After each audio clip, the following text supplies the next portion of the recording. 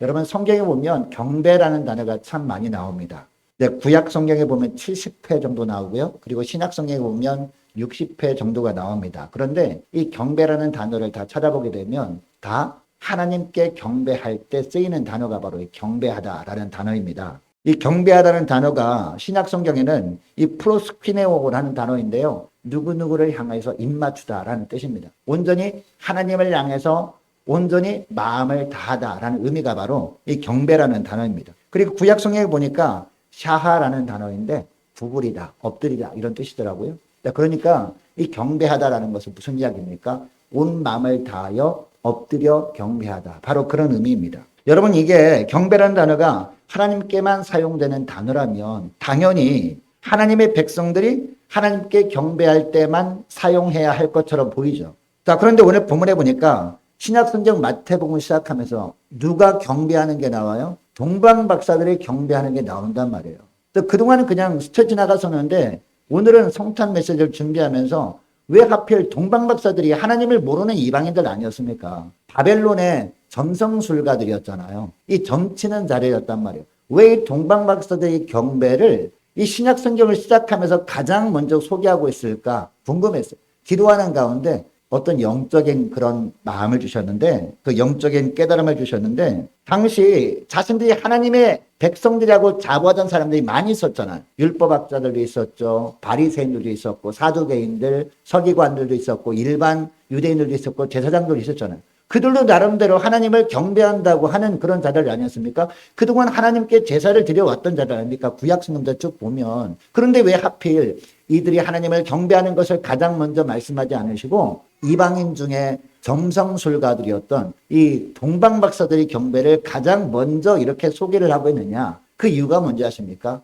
경배라고 하는 것은 어떤 것인가? 이것을 샘플로 보여주시는 거예요. 너희들이 경배한다고 하는데 진짜 경배는 이거다라는 것을 보여주시는 것이 바로 동방박사들의 경배라는 겁니다. 여러분 경배는 하나님께만 드려야 되는 거잖아요. 자, 그런데 하나님께 드려야 될 이 경배를 빼앗으려고 하는 존재가 있었습니다. 여러분 누굽니까? 하나님을 대적해서 땅으로 쫓겨난 존재가 누구예요? 타락한 천사들이죠.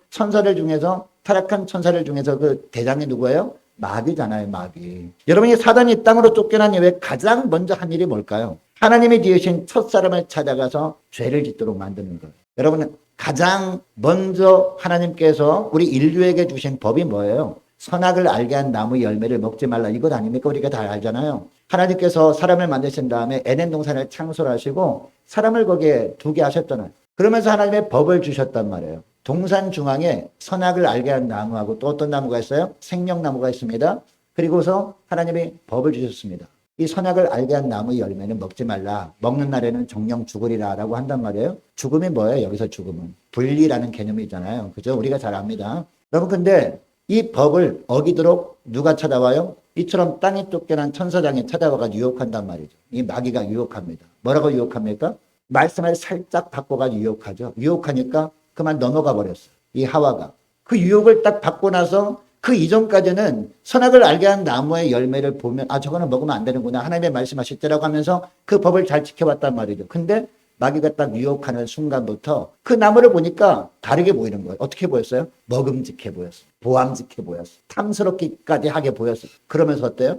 이미 죄를 범한 거죠. 그 마음이 들었다는 것은. 결국 그래서 그 열매를 따먹었어요. 자기만 먹은 것이 아니라 남편한테 줘서 먹게 함으로 말미암아 죄를 범하고 되었습니다. 여러분이 죄를 범한 순간부터 마음이 달라지기 시작했어요. 그 이전까지는요. 아 경배는 하나님께만 드려야 되는 거야 라고 생각했었는데 이 죄가 딱 들어오게 되면서부터 어떤 생각을 하게 돼요? 왜 하나님께만 경배해야 돼? 다른 존재는 경배하면 안 되는 거야? 하나님이 그렇게 독단적인 분이신가? 하나님은 사랑이 하나님이신데 다른 존재에게도 경배하고 심지어는 뭐 나 자신을 위해서 살아도 되는 것 아닌가? 그렇게도 하나님을 사랑이 하나님이기 때문에 봐주지 않을까? 이런 생각이 들어오게 되었단 말이죠. 그런데 그 죄가 어떻게 됐어요? 계속 전가되었죠. 어디까지요? 우리까지 전가되었죠. 구약, 신약까지 넘어오게 되면서 계속 전가되면서 이 사람들이 무엇을 하게 됩니까? 우상 숭배를 하게 됩니다. 여러분 우상 숭배가 뭡니까? 하나님 이외에 다른 것을 경배하는 것이 바로 우상 숭배잖아요.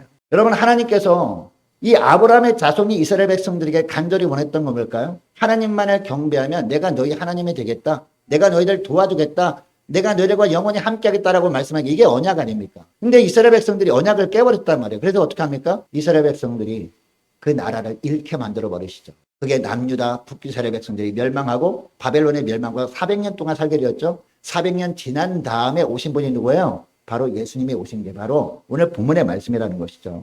여러분 분명히 하나님께서 모세를 통해서 십계명을 주셨는데 그중에서 가장 중요한 게 뭡니까? 하나님만을 너희들 경배해야 돼 라는 게 바로 1계명부터 4계명까지 아닙니까? 하나님만을 경배하라. 근데 사람들이 어떻게 해요? 하나님만을 경배하기 싫어합니다. 눈에 보이지 않는다고. 그래서 뭘 만듭니까? 금으로. 금송아지를 만들어요. 금송아지 이름이 뭔지 아세요?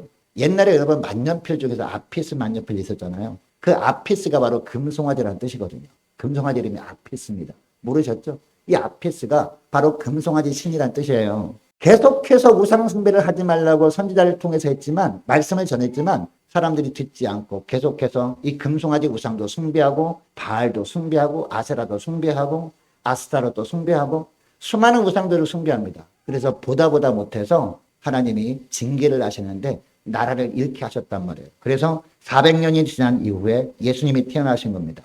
여러분 성자 하나님이신 예수님께서 이 땅에 오시면서 백성들의 가장 원하신 게 뭘까요? 바로 예수님만 경배하는 것, 성자 하나님께만 경배하는 것을 원하셔가지고 이 샘플로 보여주신 것이 뭐다? 바로 오늘 본문의 동방 박사들이 경배였다는 것이죠. 그런데 오늘 본문에 나오는 동방의 박사들이 예물을 가지고 나와 별을 따라와서 아기 예수님께 경배하는 모습이 나오는데요. 여러분 이들이 아기 예수님께 나와서 경배한 이유가 뭡니까? 이 아기 예수님이 누구시기 때문에? 바로 성자 하나님이시기 때문에 이것을 안 겁니다.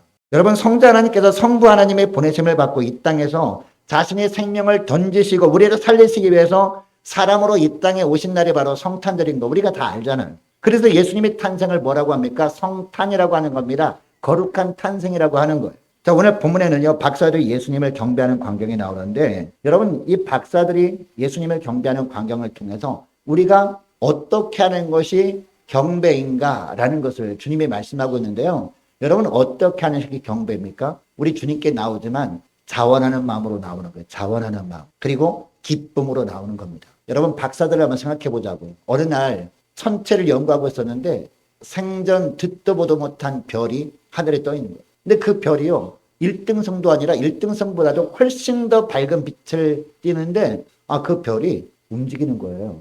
전혀 그동안 알려지지 않는 움직임을 보이는 겁니다. 그러면서 그 사람들이 뭐라고 느낍니까?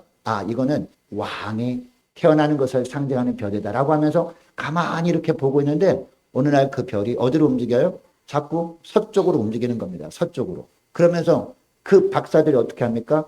저 별이 보통 별이 아니라 만왕의 왕이 태어났다는 별이니까 우리가 가보자라고 하면서 자원하는 마음이 생겼죠. 그리고 기쁨으로 그 왕에게 가서 경배하고자 하는 기쁨이 생겼습니다. 그래서 이 동방 박사들이 온 겁니다. 기쁨으로. 자, 9절 말씀 보시기 바랍니다. 자, 9절 보니까 박사들이 왕의 말을 듣고 갈새 동방에서 보던 그 별이 계속 이렇게 인도하다가 어떻게 합니까? 문득 앞서 인도하여 가다가 악이 있는 곳에 위에 머물러 서 있는지라 라고 하고 있습니다.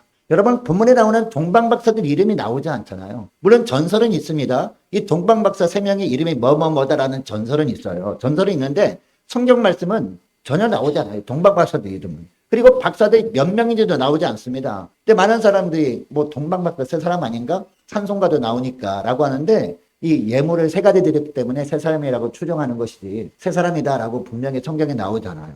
여러분 성경이 여기에 대해서 침묵하는 이유가 뭔지 아십니까? 성탄의 주인공이 동방박사들이 아니기 때문이라는 겁니다. 성탄의 주인공은 누구다? 예수님이다. 그래서 이 동방박사들 이름도 그냥 생략하고 그리고 몇 명인지도 생략하고 오직 어디에만 집중하고 있습니까? 성경은 아기 예수님께만 집중하고 있습니다. 동방에서 박사들이 별을 따라서 유대 땅으로 왔는데 유대 땅에 도착하마다 별이 사라져버리잖아요. 별이 사라져버리니까 여러분 동방박사들은 당연히 어떤 생각을 합니까? 왕으로 모셨으니까 수도의 왕궁에서 태어나시겠지라고 해가지고 헤롯 왕궁에 찾아온 거죠. 그죠? 헤롯 왕궁에 가서 유대인의 왕으로 나신 이가 어디 있느냐라고 물어본 겁니다. 오늘 본문에 보면. 그래서 헤롯 왕이 어떻게 합니까? 이 왕궁에는 아기가 태어나지 않았는데 갑자기 동방에서 박사들이 와가지고 그런 얘기에 깜짝 놀라잖아요. 여러분 이 왕궁에서 태어나지 않고 다른 곳에서 왕이 될 아기가 태어났던 것은 무슨 얘기예요? 모반자가 태어난다는 얘기잖아요. 그래서 이 헤롯 왕이 깜짝 놀라서 대제사장과 서기관들을 불러 모아놓고 묻습니다. 너희들의 성경 말씀 잘하는데 구약 성경에 왕으로 태어날 자가 어디에 태어날 것인지 예언한 때 혹시 있는 거 알면 알려달라고 하잖아요. 그래서 뭐라고 합니까 서기관들이? 미가서 5장 2절 말씀을 딱 이야기합니다. 베들레헴에서 태어날 거라고 했습니다. 성경에 보면 이런 이야기를 합니다. 이 말을 듣고 박사들이 먼저 베들레헴으로 가죠. 그럼 베들레헴으로 보내면서 뭐라고 합니까? 가서 경배하고 나서 나한테도 알려달라고 하면서 거짓말하죠. 자기도 가서 경배하길 원한다라는 거짓말을 합니다. 헤로드 왕이. 이어서 오늘 본문에 보니까 그리스도의 별에 대해서 세 가지 사실을 말씀하고 있죠. 그 별이 사라졌다가 문득 다시 나타났다라고 합니다. 그리고 그 별은 동방박사들을 앞서 인도했다라고 하고 있죠. 그리고 세 번째는 그 별이 아기 예수님 계신 곳에 머물러 섰더라라고 하고 있습니다. 여러분이 본문을 보면요. 메시아의 별은 박사들이 발걸음을 인도하는 그런 별이었다라는 것을 알게 됩니다. 그러다가 아기 예수님 계신 곳에 머물러 섰다는 겁니다. 여러분 별이 박사들을 이렇게 인도한 이유가 뭘까요? 이 박사들이 마음에 뭐가 있었기 때문에 자원하는 마음이 있었기 때문에 그리고 기쁨으로 가서 경배하고자 하는 마음이 있었기 때문에 이 메시아의 별이 이 박사들을 인도해서 베들레헴에 있는 그곳에 가서 머물러 있었다라는 겁니다. 자, 10절 말씀 보시기 바랍니다. 자, 10절 말씀 보니까 그들이 별을 보고 어떻게 했어요? 기뻐했는데 어떻게 기뻐했어요? 매우 크게 기뻐하고 기뻐하더라 라고 하고 있습니다. 박사들이 이 아기 예수님, 만왕의 왕으로 나신 아기 예수님께 가서 경배하고 싶은 마음이 얼마나 컸는지 이 별이 다시 나타나서 자기를 인도하니까 매우 크게 기뻐하고 기뻐하더라 라고 하고 있습니다. 여러분 어떻습니까? 이 성탄을 준비하면서 이런 마음이 있습니까? 정말 자원하는 마음으로 크게 기뻐하며 기뻐하는 그런 마음이 있느냐라는 겁니다. 그런 마음은 없이 그냥 단순히 이번에 또 성탄절을 우리가 준비해야 되네. 너무 피곤하다. 이번에 좀 쉴까? 이런 마음이 혹시 있지 않습니까? 그러면 그것은 경배가 아니라는 거예요. 이번엔 성탄절 예배도 눈도 많이 쌓이는데 좀 쉴까? 예배 좀 건너뛸까? 이런 마음이 있다면 그것은 진정한 경배가 아니다라는 것을 동방박사들의 경배를 통해서 우리에게 보여주고 계시는 겁니다. 매우 크게 기뻐하고 기뻐하더라. 3번이나 반복해서 강조해서 말씀하고 있는 거예요. 우리가 주 앞에 나갈 때 어떻게 나가야 돼요? 기쁨으로 자원하는 마음으로 나가야 된다는 겁니다. 여러분 이 단어들을 통해서 박사들이 예수님의 별을 다시 보게 되었을 때 얼마나 기뻐했는지 충분히 짐작하고도 남습니다. 여러분 우리가 성탄절을 우리가 맞이하고 있는데요. 성탄절 예배를 드리고 있는데 성탄절 예배 드릴 때 여러분 이러한 기쁨으로 자원하는 마음으로 주 앞에 나오는 여러분 되시기를 축복합니다. 뿐만 아니라 평소에도 주님이 부르시잖아요. 예배 시간마다 주님께로 우리를 부르시는 거거든요. 예배 시간 가까이 오면 주님이 부르실 때마다 자원하는 마음으로 정말 기뻐하는 마음으로 예배 자리로 나갈 수 있는 저와 여러분 되시기를 축복합니다. 이것이 진정한 경배라는 거죠. 여러분 예수님은 높고 높은 하늘보다를 버리시고 낮고 낮은 이 땅으로 오신 분이십니다. 그리고 예수님께서 우리에게 가장 귀한 보물을 우리에게 주시려고 오신 겁니다. 여러분 우리에게 가장 귀한 보물이 뭡니까? 어제 우리가 선물 나누기를 했는데 그 선물 받는 게 보물이에요? 그 선물보다 1000만 배, 억만 배 귀한 보물이 뭐예요? 바로 구원입니다. 믿으십니까? 영혼의 구원을 위해서 이 땅에 오신 분이 아기 예수님이란 말이에요. 여러분 이것을 기억하시고 좀 주님이 부르실 때마다 자원하는 마음으로 너무나 기뻐하는 마음으로 주 앞에 나오시는 저와 여러분 되시기를 주 이름으로 축복합니다. 자, 이렇게 여러분 우리가 주님 앞에 자원하는 마음으로 기쁜 마음으로 나왔어요. 그러면 그 다음에 어떻게 해야 돼요? 그냥 나오기만 하면 끝나면 안 되잖아요. 그 다음에 어떻게 해야 되냐? 그 다음에 필요한 것은 엎드려 경배하는 겁니다. 여러분 주 앞에 엎드린다는 것은 무슨 얘기입니까? 나의 모든 것을 드립니다 라는 거거든요. 나의 모든 것을 드립니다. 자, 오늘 본문에 보세요. 이 동방박사들이요. 예수님께 뭘 드렸어요? 3가지 드렸잖아요. 3가지 보물 드렸는데 이 3가지 보물이 보통 보물이 아니었어요. 그들에게는 이 황금과 유황과 몰약이라는 보물이 그 당시에 그들의 고향인 바벨론 지역에서도 너무나 귀한 보물이었단 말이에요. 너무나 많은 금액을 줘서 구입해야 되는 보물이었단 말이에요. 이것을 통해서 우리가 무엇을 알게 됩니까? 주님 앞에 엎드리는 것은 나의 모든 것을 드리는 것이구나. 나의 생각을 드리고 나의 헌신을 드리고 나의 삶을 드리고 나의 가정을 드리고 그동안 내가 계획했던 모든 것들을 드리는 거예요. 이것을 말씀하는 것임을 알게 됩니다. 자, 11절 말씀 보시기 바랍니다. 11절 보니까 집에 들어가 아기와 그의 어머니 마리아가 함께 있는 것을 보고 엎드려 아기께 경배하고 보배압을 열어 황금과 유황과 몰약을 예물로 드리니라 라고 하고 있습니다. 여러분 여기 보니까 집에 들어가 라고 하고 있잖아요. 여러분 여기 집은 어떤 집을 말할까요? 분명히 뭐 아기 예수님은 마국간에 태어난 것은 아닌가? 그 마국간 아닐까라고 했는데 분명히 집이라고 표현하고 있습니다. 예. 오이코스라고 표현하고 있거든요. 이 마국간하고 전혀 다른 단어를 보면 여기서 말하는 집은요 마국간이 아니에요. 마국간 누가복음에 나오잖아요. 그러니까 예수님이 태어난 것은 마국간에 태어나시잖아요. 부유 위에 누이시잖아요. 그죠? 그런데 태어나기 좀 지난 것 같아요. 마국간에 태어났지만 계속 거기 머물러 있을 수 없잖아요. 그죠? 그래서 일단 마국간에 태어나셨다가 좀 며칠 지나니까 집으로 옮겼겠죠. 그래서 그 집, 태어난 지 며칠 지나다 보니까 그 당시에 호적령이 내려가지고 호적하러 그 많은 이 유다지파 사람들이 베들레헴에 모였잖아요. 모였다고 호적 다 끝난다음에 집으로 돌아갔을 거 아닙니까? 그 흩어져서. 그러니까 거기에 집이 남아 있었을 거란 말이에요. 그때 이 동방박사들이 찾아간 거죠. 그 말씀을 하는 겁니다. 자, 아기 예수님께 경배하기 위해서 엎드립니다. 여러분 말씀드리는 경배라는 단어는 어떤 의미라고요? 오로지 하나님께만 사용하는 건데 하나님께 어떻게 하는 거? 엎드려 경배하는 거. 하나님께 온전히 모든 것을 드리는 것을 말하는 거. 이게 바로 경배라는 의미입니다. 여러분 이 동방박사들이 가서 경배할 때 생각해 보세요. 엎드려 경배할 때 가장 먼저 누구를 만났을까요? 가장 먼저 거기에 요셉을 만났을 겁니다. 마리아를 만났을 겁니다. 또 거기에 도와주는 사람들이 있었겠죠. 근데 그 사람들 보고 먼저 엎드려 절하지 않았다는 거죠. 가장 먼저 아기 예수님께 엎드려 경배했다라고 하고 있습니다. 여러분 이것을 보면 경배의 대상은 오직 누구밖에 없다는 것을 보여주는 거예요. 바로 예수님밖에 없구나. 바로 하나님만 우리의 경배의 대상이다라는 것을 보여주고 있습니다. 여러분 오늘날 우리도요 예수님에게만 엎드려 경배해야 될 줄로 믿습니다. 그리고 엎드려 경배하는 것은 뭐다? 우리가 예배 시간마다 나와서 우리 주님께 엎드려 경배하잖아요. 이게 경배와 찬양이거든요. 예배거든요, 이게. 예배라는 것 자체가 엎드리다라는 의미거든요. 그럼 뭘 말하는 거라고요? 우리의 모든 것을 드립니다라는 거예요. 우리가 예배 시간마다, 주일날 예배 시간마다, 그리고 성탄 예배 때 우리가 예물을 드리잖아요. 예물 드리는 게 단순히 그냥 우리에게 있는 것 중에서 일부를 하나님께 드리는 걸 말하는 거 아니란 말이에요. 우리의 모든 것을 드리는 겁니다. 믿으십니까? 우리의 헌신을 드리는 거예요. 우리 몸을 드리는 거예요. 우리의 삶을 드리는 거예요. 우리 가정과 주님께서 맡긴 모든 것을 드리는 겁니다. 그래서 제가 주일 예배 시간마다 헌금 기도할 때 어떤 기도합니까? 이 예물을 올려드립니다. 받아달라고 기도하면서 예물을 올려드릴 때 우리의 모든 삶을 다시 올려드립니다. 라고 기도하는 거예요.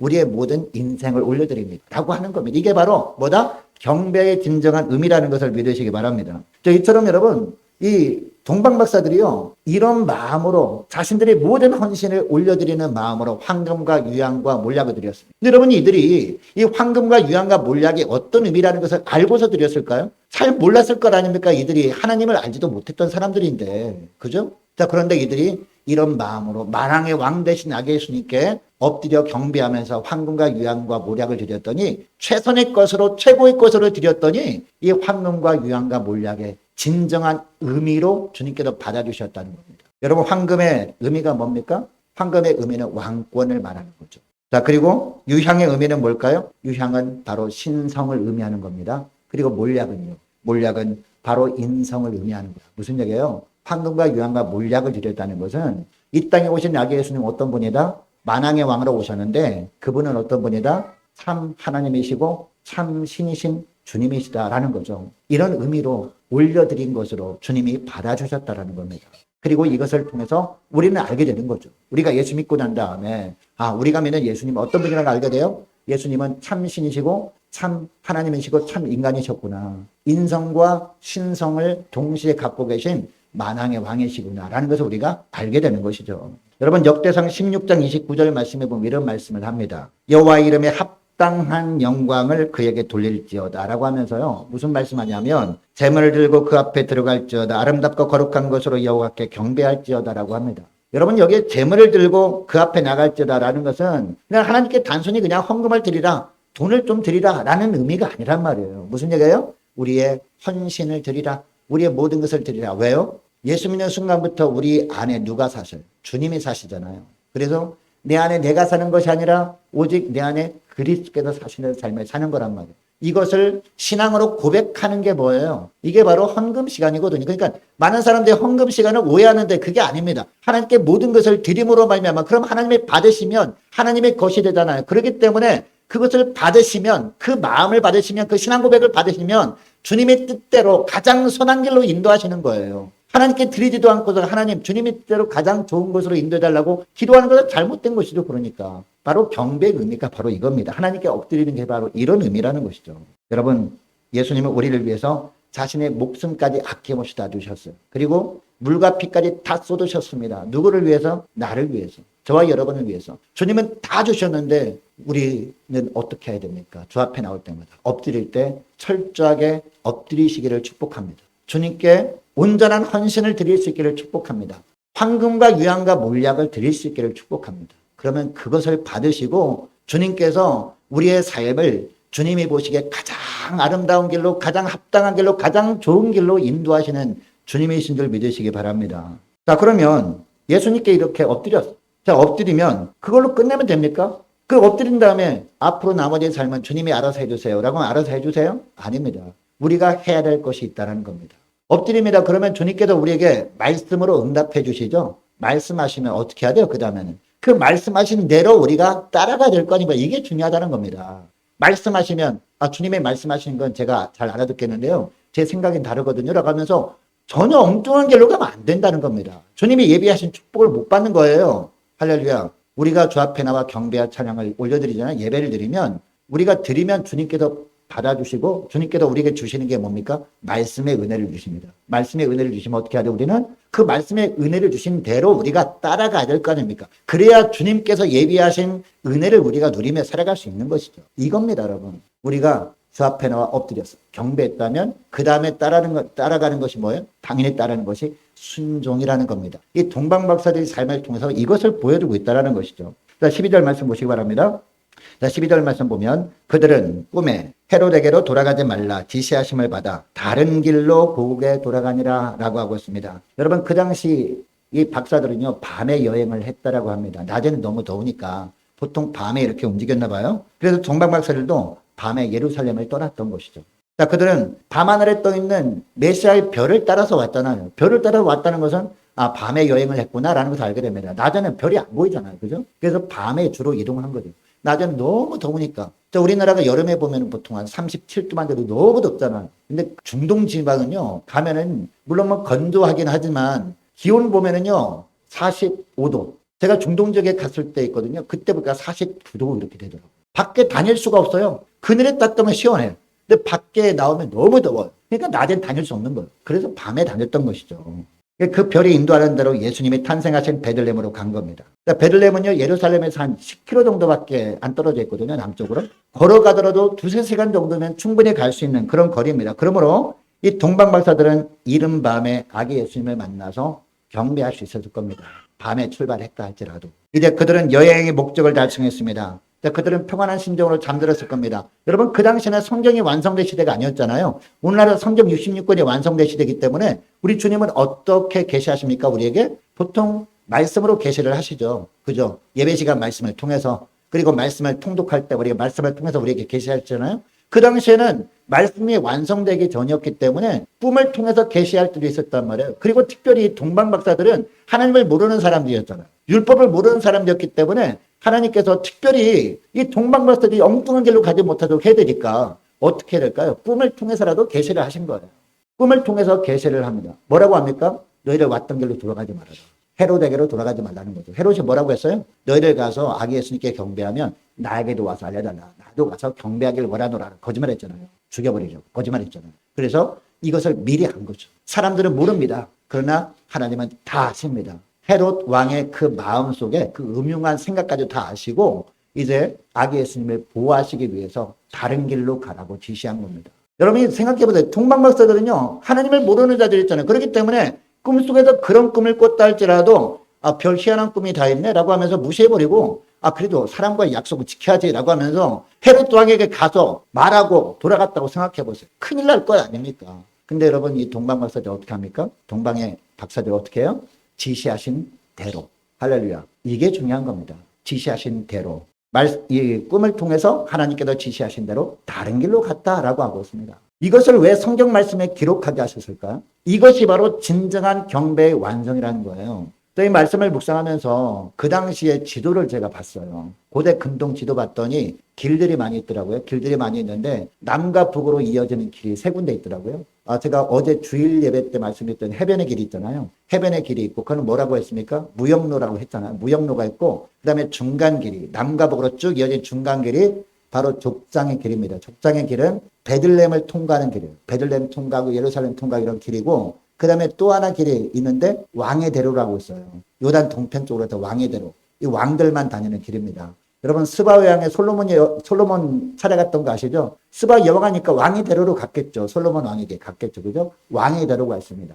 이 남과 북으로 쭉 이어진 세 길이 있고 또 하나 길이 있는데 동서로 이어진 길이 있더라고요. 바벨론에서 사막길을 통해서 쭉 예루살렘까지 이어진 길이 있더라고요. 길을 가다가 이렇게 갈래길이 군데군데 나오더라고요. 그때마다 어떻게 했을까요? 갈래길이 딱 나옵니다. 그러면은 이쪽 길이 맞을까 저쪽 길이 맞을까 잘 모르잖아요. 안 가본 길이었기 때문에. 근데 그때마다 어떻게 했어요? 이 동방박사들에게 별이 인도해 줬다는 거예요. 야, 이쪽 길이 맞아 라고 하면서 그쪽 길 가다 보니까 예루살렘까지 간 거죠. 이해가 되시죠? 자, 그런데 왔던 길로 돌아가지 않았다. 예루살렘 쪽으로 가는 길로 돌아가지 않았다라고 한 걸 보면 다른 길로 갔다는 겁니다. 여러분, 다른 길이 나지 않는 그런 곳일 수 있습니다. 그럼에도 불구하고 이 동방박사들이 어떻게 했어요? 순종했다는 겁니다. 인간적으로 보면 길이 난 곳으로 가야 편하잖아요. 그리고 빨리 가잖아요. 그런데 길이 나지 않는 길, 그곳 가려고 하다 보니까 불편할 겁니다. 괴로울 겁니다. 힘든 일도 있을 겁니다. 앞에 무슨 일이 있을지도 몰랐을 겁니다. 그럼에도 불구하고 어떻게 했어요? 순종해서 다른 길로 갔다라고 하고 있습니다. 여러분이 동방박사들이 이런 삶을 통해서 우리에게 어떤 말씀을 하시는 걸까요? 때로 우리는요, 우리가 원하는 길을 가기 위해서 하나님께 기도할 때가 있지 않습니까? 하나님, 저는 이런 길을 가길 원합니다. 제가 원하는 길로 갈 수 있도록 도와주옵소서. 이렇게 기도하잖아요. 어떤 사람은 40일 작정 기도도 하고 막 하잖아요. 금식도 하고 막 하잖아요. 그러나 하나님께서 그 길을 막으실 때가 있다는 겁니다. 그 길을 막으시고 우리를 다른 길로 인도하실 때가 있지 않습니까? 그때 우리는 어떻게 합니까? 너무나 아쉬워가지고 그냥 기도해도 응답이 없는 거 보니까 하나님의 살아계시지 않는 게 확실해라고 하면서 주님을 떠나버립니까? 그러면 안 된다는 겁니다. 우리가 정말 주님을 진정으로 경배하는 사람이라면 어떻게 해야 돼요? 내가 원하는 길이 아닐지라도 주님이 다른 길로 인도하신다 그럴지라도 순종해야 한다는 겁니다. 할렐루야. 이게 중요한 겁니다. 이게. 여러분, 하나님은 우리의 선한 목자잖아요. 하나님이 우리의 악한 목자입니까? 선한 목자시잖아요. 선한 목자시기 때문에 우리가 원하는 길이 아니라 우리가 기대하지 않은 다른 길로 인도하시나 할지라도 그 길로 왜 인도하실까요? 그 길이 안전한 길이니까. 그 길이 더 좋은 길이니까. 할렐루야.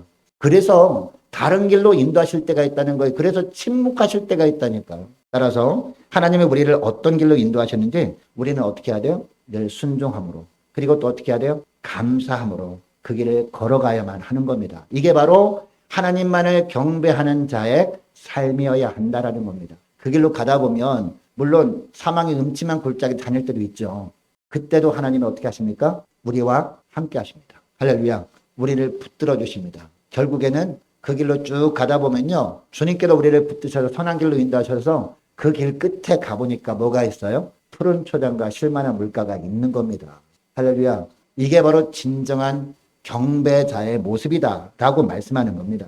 여러분, 행여 지금 하나님 보시기에 합당치 못한 길을 걷고 있지 않습니까? 걷다 보니까 하나님께서 그 길 아니야 라고 하면서 자꾸 막대기를 치시죠. 그리고 말씀의 지팡이로 우리를 막으시죠. 그때마다 그냥 하나님을 원망하기보다도 하나님이 지시하시는 길로 돌이킬 수 있는 저와 여러분 되시기를 축복합니다. 성탄절을 맞이해서 과거의 잘못된 길에서 벗어나서 하나님이 인도하시는 길로만 걸어가시는 저와 여러분 되시기를 축복합니다. 이것이 예수님만 경배하는 진정한 경배이기 때문이에요. 여러분들 말씀을 뵙길 원합니다. 여러분, 경배는 누구한테만 드리는 거예요? 하나님께만 드리는 겁니다. 절대 사람을 경배하지 마시기 바랍니다. 절대 어떤 물건을 경배하지 마시기 바랍니다. 오직 하나님만 경배하시는 저와 여러분 되시기를 축복합니다. 늘 성자 하나님 되신 예수님만 기쁨으로 그리고 자원하는 마음으로 주님 부르실 때마다 기쁨으로 자원한 마음으로 나오시는 예배 시간마다 나오시는 저와 여러분 되시기를 축복합니다. 그리고 예수님께 나왔다면 예수님께 어떻게 하는 거예요? 엎드리는 겁니다. 예수님께 모든 것을 다 드리는 거예요. 온 마음을 다 드리는 겁니다. 온 삶을 다 드림으로 말미암아 주님께서 책임져 주시는 복된 삶을 살아갈 수 있기를 축복합니다. 그리고 주님께 엎드렸다면 이제 어떻게 해야 돼요? 주님이 말씀을 통해서 우리에게 응답해 주시는 대로 그대로 따라가는 저와 여러분 되시기를 축복합니다. 내가 원하는 방법이 아니라도 내가 원하는 길이 아니라도 주님이 원하시는 길이라면 우리가 감사함으로 그 길을 가다가 주님이 인도하시는 푸른 초장과 실만한 물가로 나가시는, 그래서 하나님께 감사하시는 저와 여러분 되시기를 주의 이름으로 축복합니다. 자, 기도하겠습니다. 하나님 아버지 감사합니다. 독생자 예수님을 아낌없이 우리에게 내어주심을 감사합니다. 하나님, 동방박사들이 주님만을 온전히 경배하기 위해서 그 머나먼 길을 별을 따라와서 오직 아기 예수님만 경배했던 것처럼 저희들을 구원하시기 위해서 몸소 찾아오신 예수님만을 기쁨으로 찾고 주님만을 기쁨으로 경배하며 살아가는 저를 될 수 있도록 은총 내려 주옵소서. 또한 우리를 사랑하사 우리를 위해서 자기 자신을 버리신 예수님께 저희들의 보배합을 열어서 하나님 영적인 황금과 유황과 물약을 온전히 드리길 원합니다. 우리들의 모든 삶을 드리길 원합니다. 주님, 저희들의 가정과 저희들의 모든 계획들 주 앞에 다시 온전히 맡겨드림으로 말미암아 주님께서 선한 길로 인도해 주시는 복된 저희들의 삶이 되어지게 하여 주시옵시고, 하나님 주 앞에 이처럼 엎드렸다면 주님께서 말씀하신 대로 온전히 철저히 순종함으로 말미암아 우리가 기대하는 길이 아니라 할지라도 주님께서 인도하시는 길이라면 기쁨으로 자원하는 마음으로 또한 감사함으로 그 길을 걸어감으로 말미암아 주님께서 예비하신 놀라운 축복의 은총을 누리며 하나님께 영광 돌리는 저희들 다 될 수 있도록 은총 내려 주옵소서. 감사드리오며 우리 주 예수님의 이름으로 기도드립니다. 아멘.